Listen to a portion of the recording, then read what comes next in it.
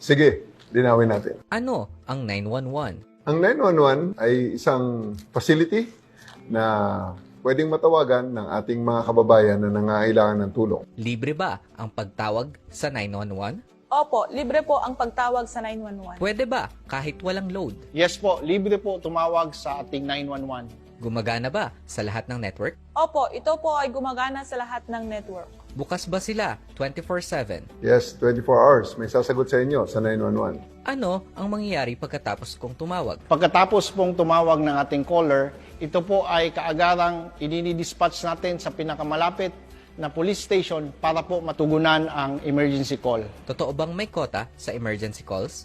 Wala pong kota ang emergency calls. May 911 ba sa buong Pilipinas? Yes, covered ng 911 ang buong Pilipinas.